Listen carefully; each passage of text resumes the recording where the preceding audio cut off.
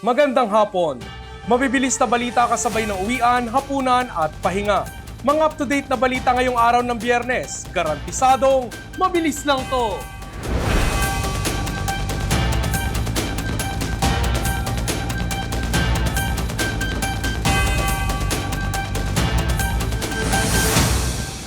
Mga headlines ng mabibilis na balita. Heto na! Pangulong Marcos at buong executive branch handang sumailalim sa lifestyle check kaugnay sa investigasyon sa maanumalyang flood control projects. District engineer na naluhol sa isang kongresista pansamantalang nakalaya. 250 flood control projects sa Quezon City, walang certificate of coordination ayon kay Mayor Joy Belmonte. 8 poste bumagsak ng banggain ng truck sa Sarangani Province. 6 na oras na brownout tiniis ng mga residente. Lalaki umakyat sa tower dahil sa problema sa pamilya sa Zamboanga City. At libo-libong fans ng Black Eyed Peas dumagsa sa one-night-only concert sa Pasay City kasabay ng kanilang pagdiriwang ng 30th anniversary sa music industry. Willing sumailalim sa lifestyle check si Pangulong Bongbong Marcos at mga miyembro ng ehekutibo sa gitna yan ng investigasyon ng pamahalaan sa mga maanumalyang flood control projects. Ang detalye sa mabilis na balitang hatid ni Michelle Gillian.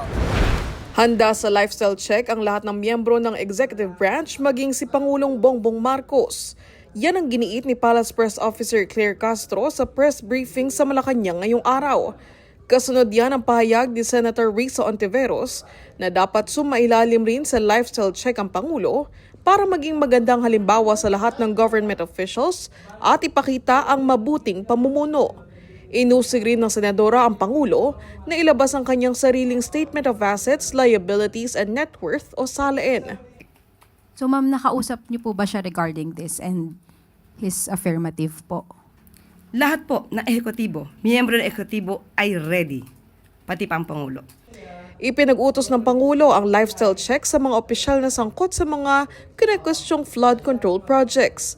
Hindi naman direktang sinagot ng opisyal kung bukas ang Pangulo sa paglalabas ng kanyang SALN dahil ang issue raw dito ay ang mga maanumalyang proyekto kontra baha. Lumalayo kasi po tayo sa issue. Sinabi po natin na ang Pangulo, ang buong ehekutibo ay ready for lifestyle check. So wag po tayong lumayo sa issue. Ang issue po ngayon ay tuligsain at habulin ang mga involved sa flood control projects. So wag po natin ibahin at wag tayo medyo mamulitika patungkol dito. Posible rin daw na ang Office of the Ombudsman na magsagawa ng investigasyon patungkol sa lifestyle ng mga nasasangkot na opisyal sa mga questionableng flood control projects. Nabanggit po natin ang Ombudsman dahil sila po ay may karapatan at may authority to initiate investigation on this matter. Ngunit ang Ombudsman po ay isang independent constitutional body at kung ano man po ang kanilang magiging proseso or mechanics patungkol po dito, nasa Ombudsman na po yun. Sa isang interview sa The Hague, sinabi ni Vice President Sara Duterte na pabor siya sa pagkakaroon ng lifestyle checks sa mga opisyal na gobyerno sa gitna ng investigasyon ng mga maanumalyang flood control projects. Hindi anya sapat ang SALN dahil kailangan ng malalim na investigasyon para matukoy ang umano'y dami ng mga public officials. Dapat lang. At hindi lang yung elected public officials, pati yung mga appointed public officials. At hindi lang yung mga yung on the surface na sasabihin natin kung ano yung nakalagay sa SALN. Dapat deep dive kung sino yung mga dummy. Ilabas yung mga dummy ng mga public officials. Kaugnay nito, bumuo ng sariling anti-corruption task force ang DPWH na siyang mangunguna sa lifestyle check ng lahat ng kawani ng kagawaran.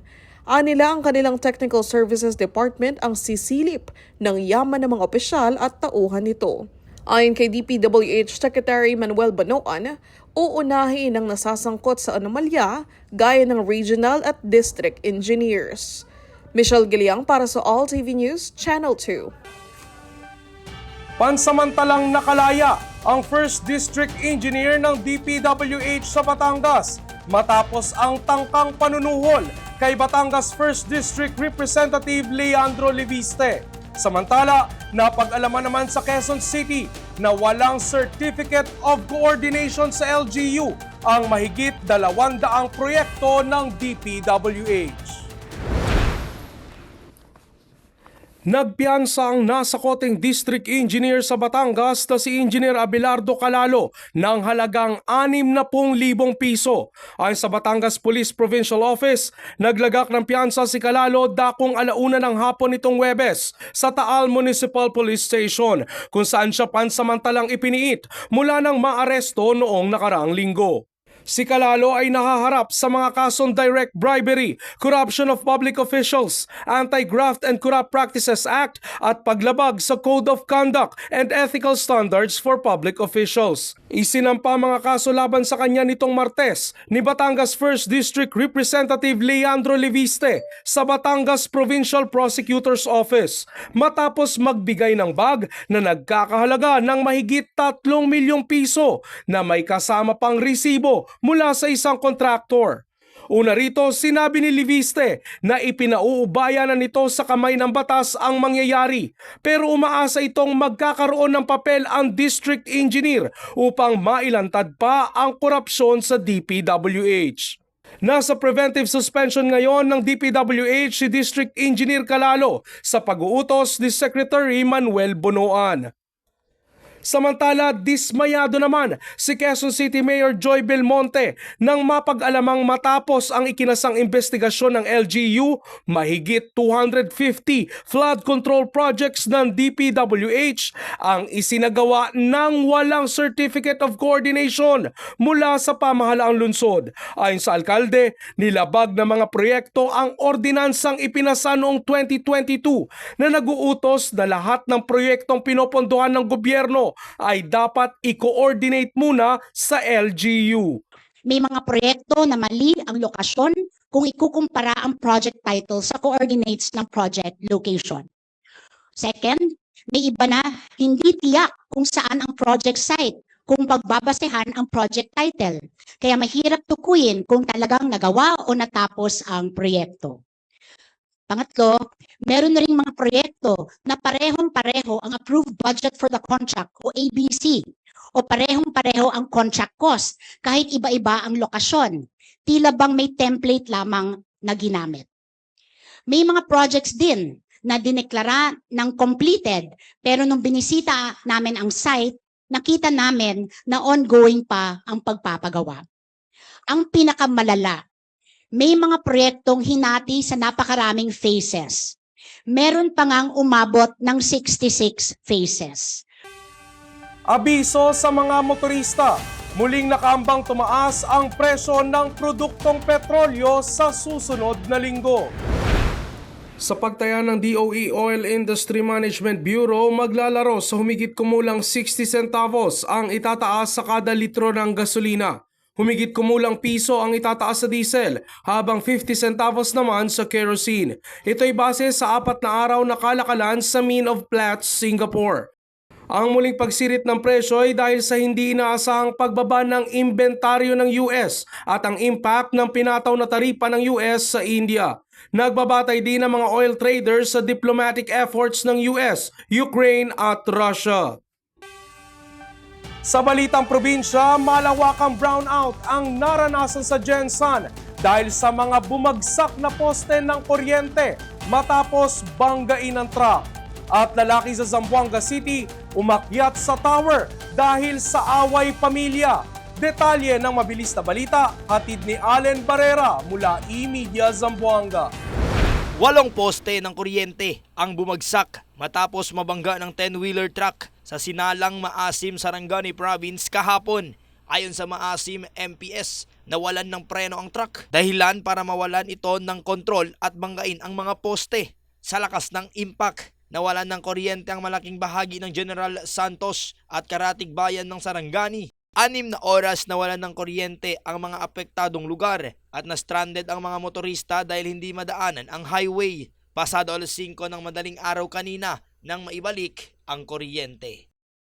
Umabot ng higit 2 oras ang negosasyon sa isang lalaki na umakyat sa isang tower bago bumaba sa barangay Mampang, Zamboanga City, Huwebes kahapon. Kinilala ang lalaki bilang si alias Noel, residente ng nasabing barangay. Sa panayam kay Kapitan Leonard Banjong Aliangan, problema sa pamilya ang dahilan ng pag-akyat nito sa tower. Hiningi ni Kapitan Aliangan sa pamilya ni alias Noel na mag-adjust muna at pagtibayin ang relasyon sa mister upang hindi na maulit ang ganitong insidente. Bukod dito, plano rin magsampa ng barangay ng kasong alarm and scandal laban kay alias Noel dahil sa pagbibigay nito ng takot at istorbo sa publiko. Allen Barrera para sa All TV News Channel 2. Dinagsa ng Pinoy fans ang one-night-only concert ng award-winning hip-hop group na Black Eyed Peas sa Pasay. Naging sentimental pa ang grupo sa pasasalamat sa fans as they celebrate their 30th anniversary in showbiz. Nagbabalik para sa mabilis na balita si Michelle Gillian. After 6 long years, Black Eyed Peas is finally back in Manila.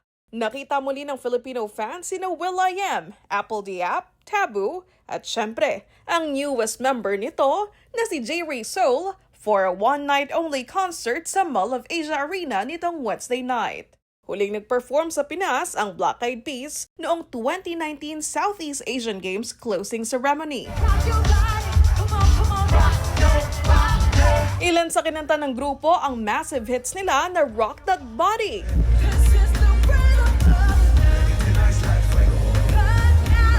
at Ritmo, Bad Boys for Life.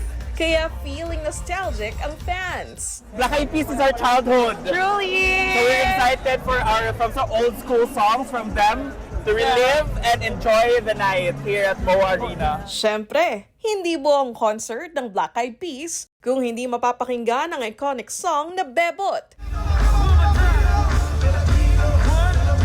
na kinanta ni Apple kasama ang Filipino rapper na si Easy Mill. Sinurpresa pa ng Black Eyed Peas ang fans sa biglang paglabas sa stage ni Korean superstar Sandara Park at sa collab performance nila ni Apple.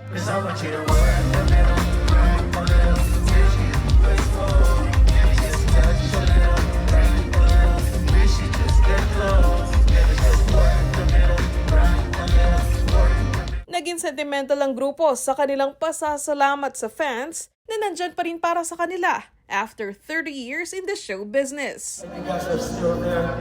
I just want to say, talagang maraming salamat. And we love you guys. Bago matapos ang concert, binigyang pugay ng mag-best friend na sina Will at Apple ang kanilang mga ina. Isa rin sa inabangan sa concert ang isa pang Filipino pride ng grupo na si J. Ray Soul na nagmula sa Laguna. Nagpasalamat siya kay Apple na siyang nakadiscover sa kanya sa isang reality talent show. From a small town girl in Laguna to now touring all over the world with the Black Eyed Peas. Make some noise for Apple Diap, everybody! Present sa concert ang ate at best friend ni J. Ray Soul na sobrang proud sa narating ng Filipina singer. Everyone's just happy to see her perform back home.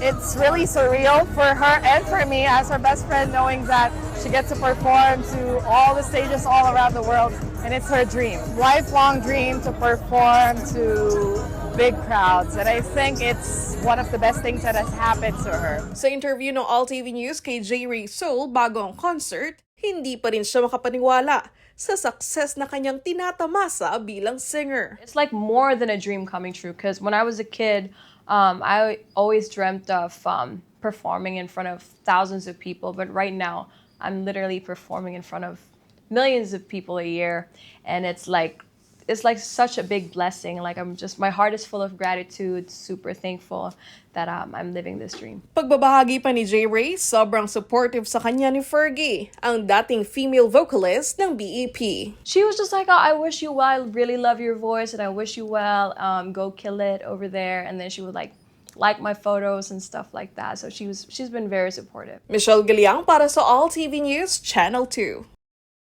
At yan ang mga up-to-date na balitang nakalap ng All TV News ngayong hapon. Para sa iba pang balitang mabibilis, bisitahin ang aming website, alltv.ph/news. I-like at i-share din ang All TV News PH sa Facebook at YouTube at makinig sa All Radio 103.5. Mapapakinggan nyo na rin po kami ngayon sa Spotify. Ako si Ralph Lopez. Happy weekend!